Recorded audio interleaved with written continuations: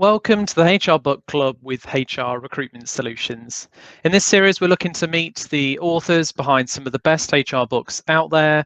And today I'm joined by Perry Timms. You may remember Perry Timms was on our Future of HR Hosting HR show quite recently. And today we're going to be discussing his new re-released book, Transformational HR. So welcome, Perry. How are you? I'm good, thanks very much. Great to be back, Leon. So yeah, looking forward to talking to you again. Good. So some people probably are aware of you, but for those that aren't, perhaps you can tell us a little bit about how you ended up going into HR and then what you're doing with yourself today. I'm 18 years now into HR. I came into it via my work on tech projects in the civil service. I was a user doing specification, testing, and then training users. So the training bit really interested me. But I was mentored by the HR director. And at a career conversation, we got into thinking about my next move, and she had a position. I applied for it and got it as a head of L&D. So that's my journey into HR. Ah, fantastic. Okay. And then, so now what are you doing?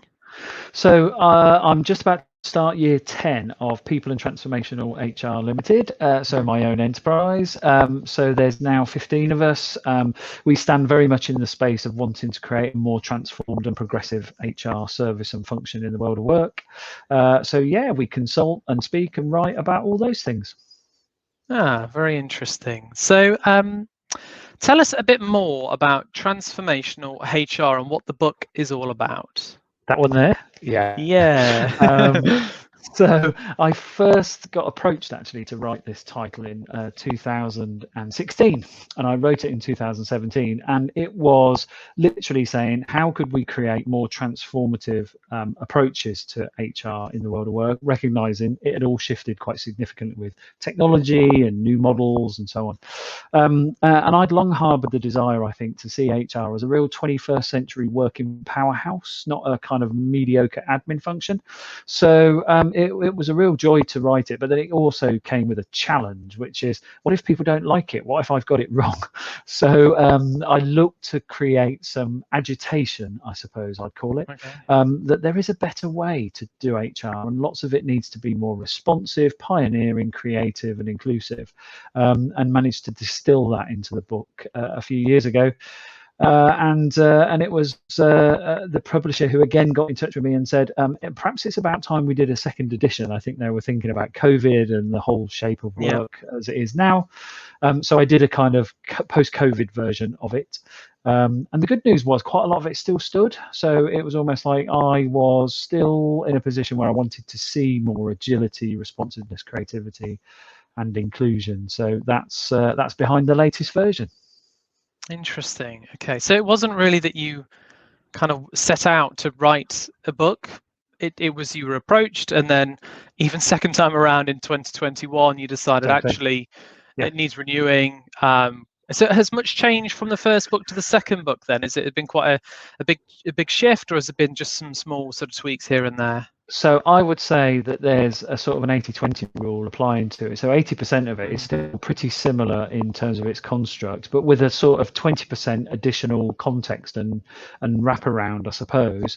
There's a whole new chapter which is about organizations that have worked with me on the premise of the first book and made some quite significant changes in both their operating and HR models. Yeah. Ah, that's really interesting. So, and it's not just transformational HR. I know that obviously, so tell us about the other stuff that you've done in terms of, so you've got another book, haven't you?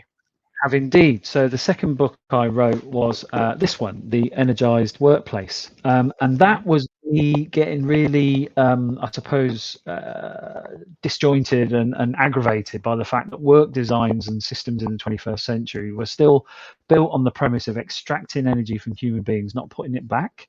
So I wanted to look at why that was and what we could do about it, both individually and systemically.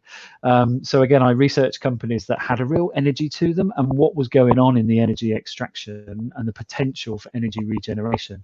And little did I know that actually energy of people will become a huge topic during lockdown. Very interesting. So there's a few options there for people. You've obviously, from your side, if you were to recommend a different book that's not your own to people out there, which would be It'd be great to press you into one. If Yeah. you could sort of recommend one HR book to a HR professional, which would be the one that you would recommend? And I suppose I will narrow it down to HR. There's a lot of ones that aren't specifically HR that I'd Yep. recommend, but I'll go with Lars Schmidt, Redefining HR, which was published this year. So Lars is a big American name in HR, and he's really done a good job of saying, I've seen how we can redefine it by examples that I've encountered in organizations. So it's ever so practical, but it's very far reaching. So Redefining HR. Oh, interesting. I have to say, I mean, obviously, I'm on the recruitment side of it, but I've not really come across that. So, yeah, very, very interesting. Well, Perfect. thank you for taking the time to join us, Perry. And for those of you out there, hopefully it's given you a bit more of an idea about the books, a bit more about Perry. And yeah, I'm sure that you might be interested in purchasing one. And thank you for tuning in. Pleasure, Leon. Thanks a lot.